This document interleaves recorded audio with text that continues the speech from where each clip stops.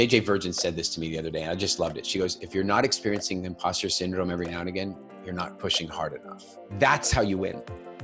That's how you win. You win by recognizing that losing is a victory, that failure is the result of an experiment. Now, the only time I consider an actual failure is if I am dumb enough and I've been dumb enough, but to conduct the same experiment with no variables changed twice and get the same result. That's stupid.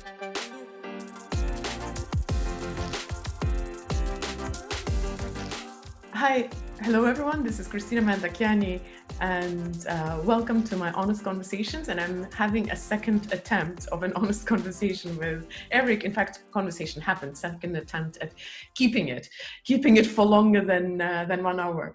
Hi, Eric. Again, nice to see you again at my. Good to be back. Isn't it funny though that in the middle of all this, I was in Estonia and we couldn't do it while we were in the same city? That's how life works, I believe, right? It does. I'll start straight away because we grow in with the idea that there is a talent and you have to focus on that talent and put your 10,000 hours to become a master in that talent. How do you discover all the other little quirks and things which are not directly there? Because you might just think it's my little hobby. It's not necessary for anyone. Is there like any way to dig deeper and to understand what makes you really unique? Because, I'll just give you my own example. I'm not.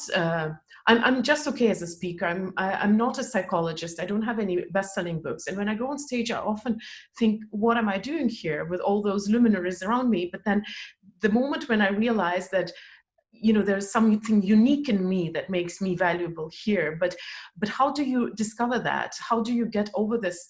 Who am I to offer this to the world? And is this even needed? Does the world even want my uniqueness? All right. I think it's a great question, Kristina. So I want to offer you a couple thoughts. The one is that what you're describing in a sense is the imposter syndrome thing of like, who am I? Who am I to be doing this? And, JJ Virgin said this to me the other day, and I just loved it. She goes, if you're not experiencing the imposter syndrome every now and again, you're not pushing hard enough.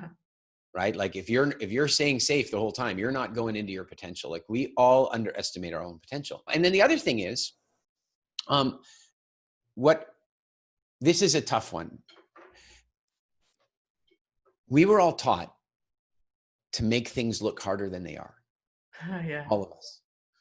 And this is how we were taught that way, is that you're in school and there's a little kid that goes up and does a presentation and, they presenting their class project or what have you. And the kid just aces it. He's got it all going on, cracks a few jokes, talks about how he built this, and then the science experiment did that, and Westo Magico, it worked. And then he gets this. Well done, little Johnny. And then, little Peter walks up, and he's like, and he's crying, and he's like pushing his way through it, and it's so hard for him. What kind of applause does he get? Whoa, Peter! And he gets all the love and he gets all the recognition, and the teacher gives him extra love and time and all this extra attention. And every student in the classroom learns, if I make it look harder than it really was, I will get the accolades. Oh, yeah, that's so true. And so I'm saying that what we want to do is figure out how to make our life look easy. The easier you make your life look, yes, you will stimulate some jealousy in some other people. That's fine. But what's jealousy? Them finding out what they want, right? So you're doing them a favor. And on the other side, you'll stimulate leadership because people go, wow, that person takes the challenge on and rolls with it and moves forward and doesn't make life look difficult. And the weirdest thing is when you break the habit of making life look difficult, you start finding your own Rembrandts, because one of the ways you ignore your Rembrandts is by looking for the difficult stuff to do. That's where we get all the reward. Yeah. It's such an interesting example you just brought, because it triggered so many thoughts in me, as in, how we are taught. And I understand with children, it makes sense because we try to be nice to them. We try not to traumatize them. Just recently, I was thinking about my Soviet past, where we had this whole idea of, egalitarianism. It was Soviet Union was built on the idea of justice, but the idea of justice there also meant that a lot of tall heads were just cut off, because we had to be so egalitarian that if you wanted anything more, you'd be punished. So I'm just wondering how, like, on one side, I understand why children are brought up this way. We were told, as a kid, I was always told, you know, it's not the victory that matters, it's the participation. And I understand why you say that to a child, but then you grow up believing that sometimes, and you're like, but I put all this effort. Even employees, you know, but I work so hard. But as an entrepreneur, I want to appreciate the result, not the hard effort you've put into that. And I don't care if you did it very easy, as long as the result is there. So what do we do? Do we stop treating our children like this? Do we reevaluate that when we grow up? Where are we doing it wrong? It's really tough. I like this example. Your kid comes home and gets like 100% on their exam. 100% on the exam. So what should you say? Your kid walked in, 100%. What should you say? It's awesome. Yeah. Except that, think about what happens to the kid at this point. Congratulations. It's awesome. Well done. And the kid goes, wow, I got to get 100% to get this. I got to get 100% to get this. And now the kid becomes nervous about the next test because there's nowhere but down to go. Yeah. There's nowhere but down to go.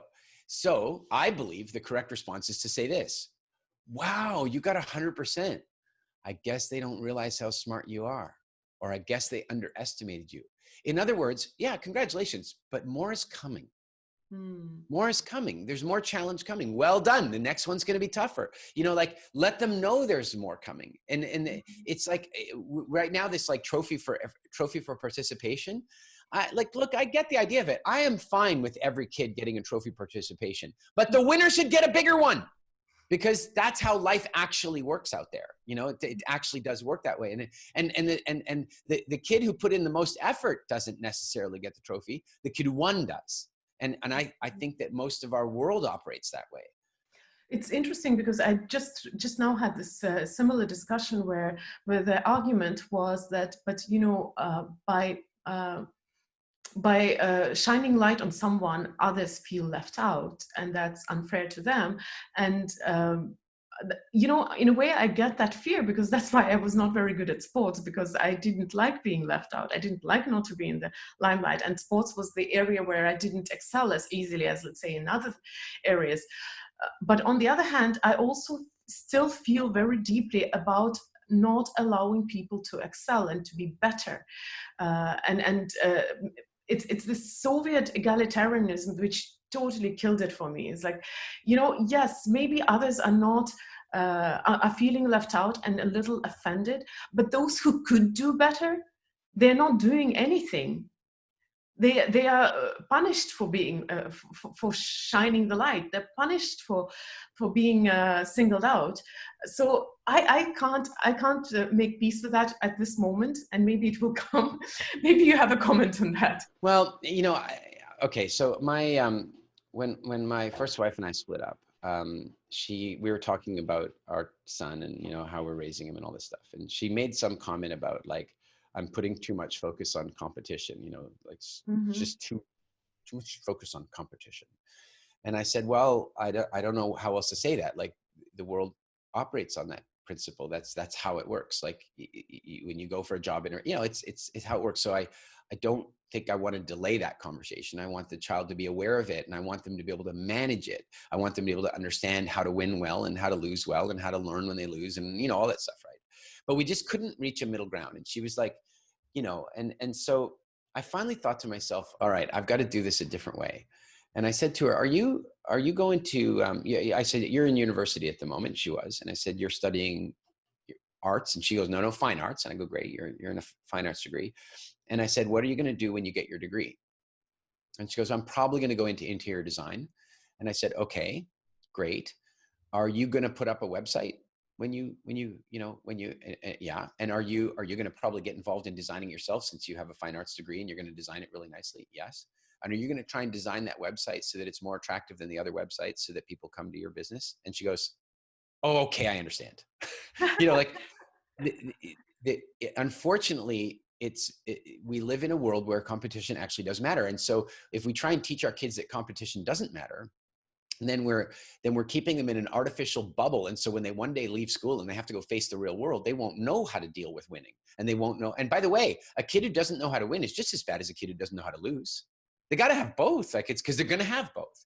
So I really feel like we should be encouraging healthy, ethical, solid. Like, I'll tell you, I am a huge Roger Federer fan. By the way, I like Rafael Nadal as well, and I like Djokovic. They're good. We're in the world of tennis. We have a very interesting royal family out there right now. Good people. But I'll tell you, Federer to me stands apart, and here's one of the reasons. I watched him in a game, and he will argue, with the judge when the call is wrong. Except he'll do it in both directions.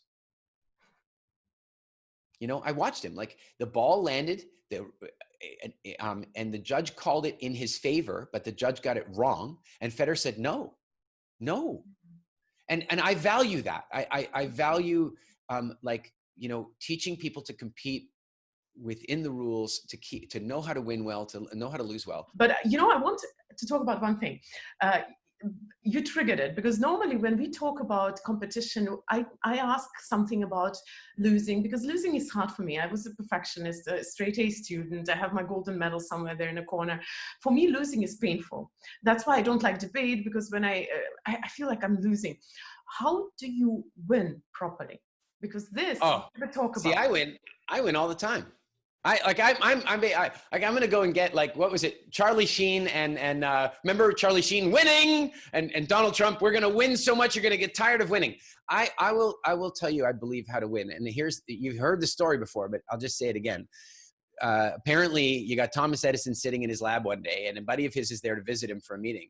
And he's like, hold on. I'm just doing this one last experiment. And he does his things, and he flips the switch, and the light bulb explodes, and glass goes flying everywhere, and they have cuts on their faces and shit. And his friend says, when are you going to give up this pointless dream? When are you going to give this up? It's ridiculous. How many times have you done this already? And he goes, this is like 9,000 already. And he's like, well, when are you going to stop? And he goes, hold on a second. And he's just writing away. And they goes, what are you even writing? And he goes, hold on. Shh. It was a failure. And he goes, no. A, I found a really cool way to make an explosion. And 2, I found yet another way you can't make the light bulb. So he won. And if you want to take that to another level, Elon Musk, a year and a half ago, launched the largest rocket in the history of everywhere. And this guy in the press goes, Mr. Musk, we read that you yourself believe that this rocket only has like a 13% chance or something of making it. In other words, you expect it to explode and go. You expect millions of dollars to just vaporize and be gone. And Elon says, yeah, I'm hoping that it flies just long enough for us to get the data we need to make the next one better. Oh, that's how you win. That's how you win. You win by recognizing that losing is a victory, that failure is the result of an experiment. Now, the only time I consider an actual failure is if I am dumb enough to and I've been dumb enough, but to conduct the same experiment with no variables changed twice and get the same result. That's stupid. That's just dumb. I've done that. But anything else, if I try it and it didn't work quite the way I wanted to, then I now know not to do that again. I'm a better human being. And I maybe learned other things about how to make it better. So here, excuse the lack of humility for this next statement, but I recognize I'm good at what I do on stage. I'm commonly referred to as one of the best in the world at this and that and this and that and whatever. I know that I have some talent in that space. Some of it may be natural and a lot of it cultivated. But here's what you might not know about me. In the 10,000 some odd hours that I've spent on stage, I have only ever walked off the stage 4 or 5 times where I thought, nailed it. Every other time I come off the stage with a list as long as my arm of how I could have made it better the next time. And by the way, that includes the time that I showed up at Mind Valley for the very first time at A-Fest, and I did a talk the one night, and you guys then, you and Vishen both walked up to me and said, would you do another talk tomorrow? Which I hadn't even prepared. Like, what the hell is this? And then Vishen calls me 3 weeks later and he goes, I want to congratulate you. Your talk was the #2 talk of the whole event. And I'm like, I start to say thank you. And he goes, shut up. And I go, what? And he goes, because your other talk was #1. And I was like, and you know what's really crazy? I walked off the stage from both talks with long lists of how to make it better next time. And so to me, that's what losing is. As long as I don't try and do the same thing over and again and expect a different result, as long as I'm trying something new, as long as I'm up leveling each time, then I'm winning every single time. Mm. That's such an interesting idea. Yeah, thanks a lot for that. I want to ask you this, but when it is a clear win, let's say the moment where you're standing on a pedestal with your big cup, is there the right and the wrong way of experiencing that moment in the limelight, and moment of Yeah, everybody yeah, and giving you a standing ovation? it's to me, it's all about intent. Mhm. And your intent will then inform your behavior. If your intent is superiority, if your intent is to put people down, then you're going to get it all wrong. If your intent is to simply enjoy and celebrate the moment and be an inspiration to people, then you can't do anything wrong. And so, like, you know, you see a lot of, like, for example, false humility is wrong. Oh, Mhm. I don't deserve this. I don't know that I deserve this. Like, if you really don't believe you deserve it, then give it to the person who does. Like, I'm sorry, but it's like, you deserve it. I see people win an Oscar. I don't feel as though I deserve this. You do. You won. Yes, other people helped you get there. Thank them. Beautifully, but you deserved it. And so I believe that we equally should not like wave our victories around and go, I won the trophy, I won, and you're a loser. I mean, I'm exaggerating, of course, but if there's any intent about making other people feel small, then that's wrong. But equally, if you're afraid of making people small and then you hold back your own celebration, I don't think that's helpful. We spend a lot of time Mhm. protecting people from their own emotions. Mhm. We do, don't we? Yes. And more and more I think about that, the more and more I think about that, the more it means that we're trying to stop them from growing, because it is painful emotions that cause us to grow. Like I wrote this, Facebook reminded me this morning, I wrote this 3 years ago on Facebook. It strikes me that many parents believe that their job is to prevent their children from having the painful experiences that made their parents interesting human beings. Mm. Right? Like, so we walk around trying to protect our kids from failure and trying to protect our kids from pain. And yet those things were the defining features of helping us develop our character and our skills and so on. Well, I'm using kids as an example because we can all relate to that, but isn't it true of clients? Isn't it true of friends? Like, you talk about, I think it must be a Russian expression because you translated to English, but you said something about the tallest heads get cut off. There must be a Russian expression about that? I don't know. Maybe I'll have to think Yeah. about that. But in Australia, they do have a thing. It's called tall poppy syndrome. And the idea is you've got a poppy field and you want to harvest all the flowers at the same level. So if one poppy grows too tall, you want to chop it down so that you keep the population at the same height. And so the metaphor is you're sitting around with a bunch of friends and you're like, oh, I had the best time. I won the award for top speaker at Mind Valley. I'm so excited. And then you go to the bathroom and in Australia, they'll turn to each other and go, you know what? Somebody's got to cut him down to size. Mm. That's, it's got to cut him down to size because they feel you've got, what my feeling is this.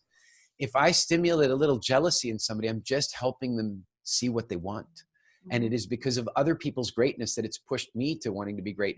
When I look at what Tony Robbins achieved as a speaker, when I was a kid and I saw what was possible, it made me, I didn't look at him and go, loser, I can't believe. I was like, man, look what's possible. Mm. And are there other people that they use the jealousy to go into a negative spiral? Yeah. That's on them. Mm. It's so interesting because I'm more of the person who is afraid of praise. For whatever reason, I feel so awkward. So let's say when I finish speaking, and it's a little simple example, I have hard times waiting for the applause. Yes. Literally, I want to rush off the stage. I wonder if it is that fails humility, or is it where it comes from? I don't know. And we only have 5 minutes to finish it up, so I'm not expecting you to diagnose me, but maybe you could help with some advice how to be graceful in winning, not just losing, because losing, we all get it. You get up, you learn your lessons, you move on. But how do you learn to be graceful in winning without feeling so awkward, being in the limelight? Let's do both in our 5-minute finish here. One is, Kristina, I want you to think about this the next time you're on stage. The applause is for them. It's their opportunity to give back to you. So if you walk off you're not accepting the gift. So just do it for them. Just let them give you the applause. It's how they bleed off the thanks. It's like, it's the reciprocity. You've given to them and now they want to give back to you. So just be willing, even if it feels a little awkward, just receive it, receive the gift. The problem for a lot of us is we take it like it's like this big accolade, like, oh my God, you're amazing, you're amazing. And nobody wants to stand there. Nobody wants to stand there and hear, you're amazing, you're amazing, you're amazing, you're amazing, you're amazing. That's just, but instead you go, just hear it like that. Thank you, thank you, thank you. That will help you to get more comfortable with that. Now, in terms of winning gracefully, I believe that I'm a really big believer in the idea of that the rising tide raises all ships. And so what that means is that anytime I win, if I feel like I've won something, my feeling is to be able to say, how can I help other people have the same experience? So there's no point where I'm like, I'm willing to accept the victory. I'm willing to accept the award. I'm willing to accept the accolade, and I'm willing to celebrate it. But I'm not willing to brandish it. I'm not willing to rub it in somebody's face. And so I think that, frankly, I think winning is the easier thing to do. I think winning is the easier thing to do because you are in this position of power. You've won, and you don't need to keep winning after that. And so if somebody's incredibly competitive and they're like, I won, you lose, then they really lost anyway. And so I really like in the traditions in football where you go and you shake hands with both teams afterward and everybody shakes hands. Again, if you want to really class act in winning, really want to watch a class act in winning, Roger Federer, watch him win. Watch the way he wins. I've only ever seen him once really like win badly. And it's because somebody was not nice to him and he just proved it to them. But in every other case I've watched him, he wins like a true champion. And I aspire to win that way. Mm. Thank you so much, Eric. I'm really sorry we lost previous conversation, but we have a very good one this time. So thank you so much. It's such a pleasure. I should interview you more often, maybe. Maybe when we have time. Traditionally, I'll ask everybody who's going to be watching it to leave heart for Eric, any shape or form. And for me, the takeaway from this conversation is that I'm going to start learning winning properly, because there is still so much to learn in that area, and maybe if I focus on that. So thank you very much for finding time again, and for being in my life, and I promise I'll come to training. Sounds good. Hope to see you soon. Thank you guys, and bye.